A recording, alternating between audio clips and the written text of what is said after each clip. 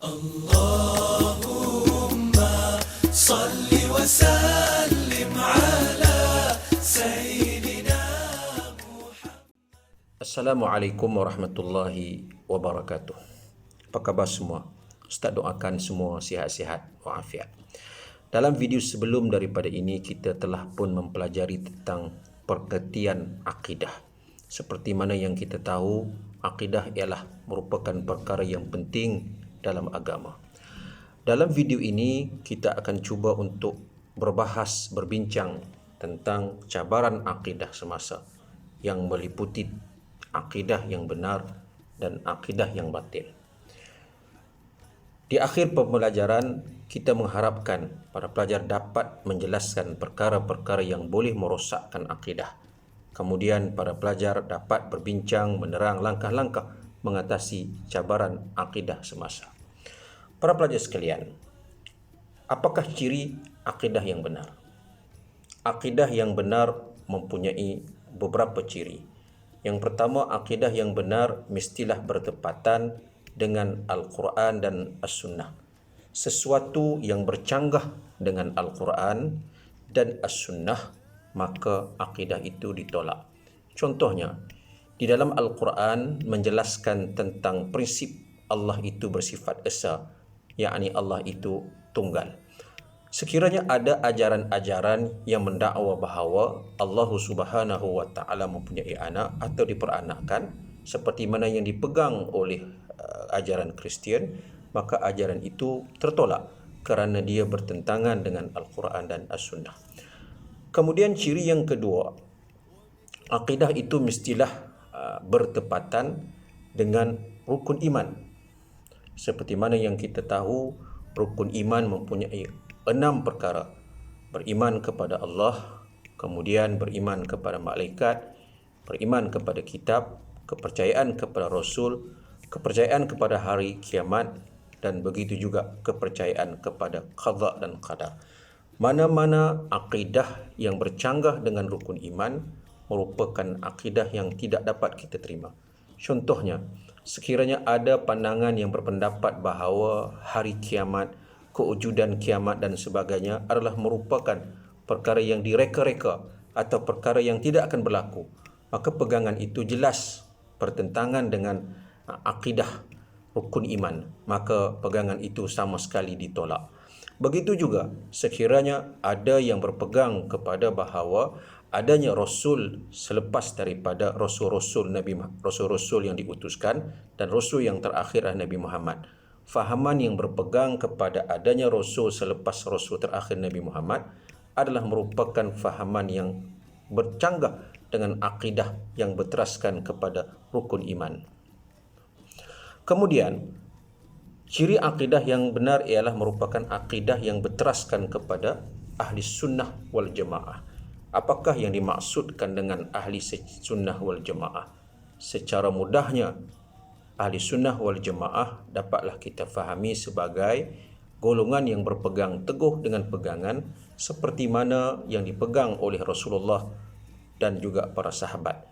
Mereka ini berpegang dengan akidah berdasarkan petunjuk yang dibawa oleh Nabi Muhammad sallallahu alaihi wasallam, sahabat, tabi'in, serta semua generasi yang mengikut mereka pada hari sehinggalah kepada hari kiamat.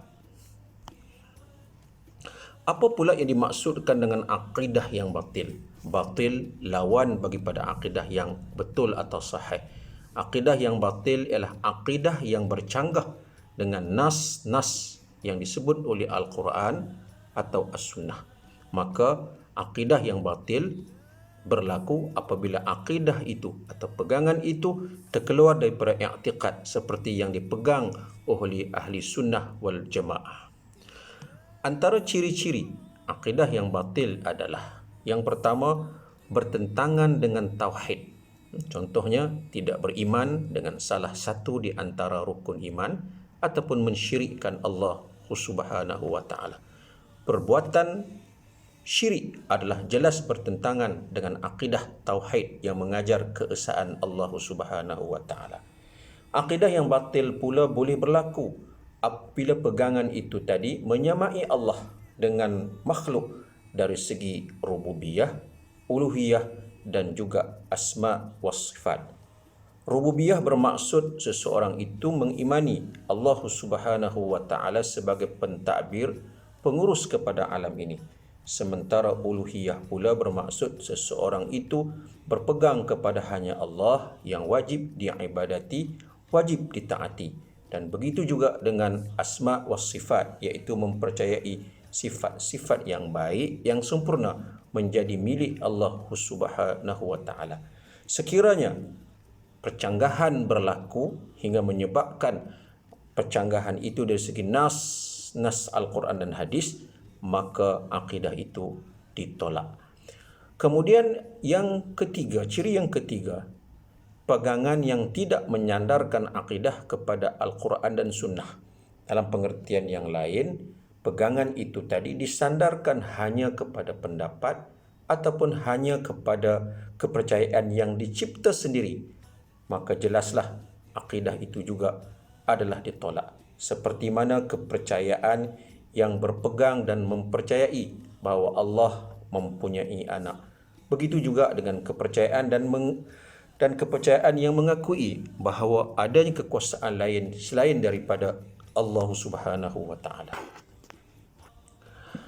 Ciri yang seterusnya, akidah yang batil atau akidah yang salah, iaitu apabila hanya menggunakan akal semata-mata di dalam memahami Al-Quran dan Al-Sunnah.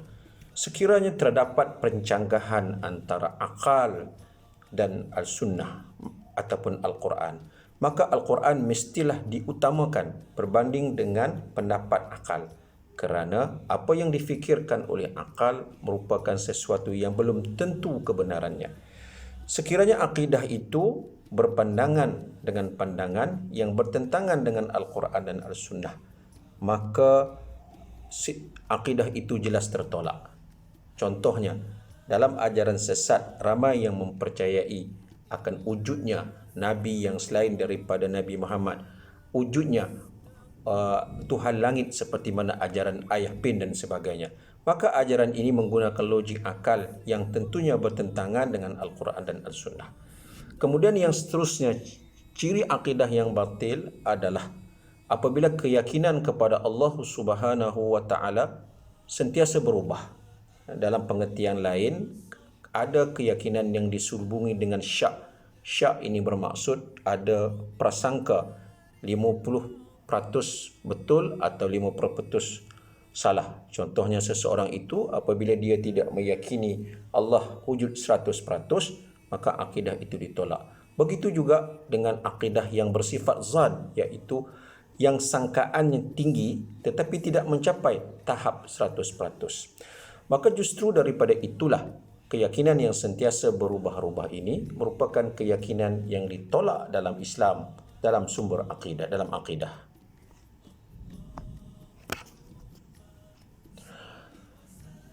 Antara contoh-contoh perkara yang boleh merosakkan akidah yang boleh kita sebutkan di sini adalah syirik. Syirik adalah merupakan suatu elemen yang amat dibenci oleh agama, sehingga Allah Subhanahu wa taala menjelaskan Allah tidak mengampunkan dosa orang-orang yang mensyirikkannya. Dan yang kedua adalah ajaran sesat, ajaran yang dibawa yang tidak berlandaskan kepada kebenaran yang berdasarkan Al-Quran dan Al-Hadis. Apakah yang dimaksud dengan syirik? Tentu kita pernah dengar perkataan syirik. Syirik adalah satu perkara yang kita menyengutukan Allah, kita menyamakan Allah Subhanahu wa taala. Contohnya, kita menyembah pokok yang dipercayai ada kuasa Allah. Kemudian, contoh yang lain, kita memuja kubur pada wali untuk memohon sesuatu hajat. Dalam pengertian yang lain, orang yang melakukan syirik, mereka mempercayai wujudnya Allah, tetapi dalam masa yang sama, kesalahan mereka apabila meletakkan suatu kuasa lain yang menyamai ataupun melebihi Allah Subhanahu wa taala. Contoh syirik adalah seperti mana yang biasa kita pelajari. Yang pertama dipanggil sebagai syirik khafi ataupun yang dipanggil sebagai syirik kecil. Contohnya sedekah dengan ada niat riak, membaca Al-Quran dengan niat riak. Dan yang kedua, syirik yang jali ataupun syirik yang besar, iaitu apabila seseorang itu jelas-jelas dalam kehidupannya tidak mematuhi hukum Allah ataupun dalam masa yang sama mempercayai atau menyamakan kuasa lain sama dengan Allah Subhanahu wa taala. Kesimpulannya, perkara-perkara yang boleh merosakkan akidah mestilah dijauhi, kerana akidah adalah merupakan perkara penting dan tidak wajar dibiarkan diancam oleh perkara-perkara yang merosakkan akidah, kerana akidah yang batil adalah merupakan akidah yang ditolak. Baiklah, sebagai ringkasnya, Ustaz memohon kepada semua yang mendengar video ini agar dapat menjawab beberapa soalan. Soalan yang pertama, apakah ciri akidah yang benar? Soalan yang kedua, senaraikan ciri akidah yang salah. Soalan yang ketiga, berikan contoh akidah yang salah yang difahami. Sehingga kita berjumpa lagi pada video yang seterusnya. Sekian, Assalamualaikum warahmatullahi wabarakatuh.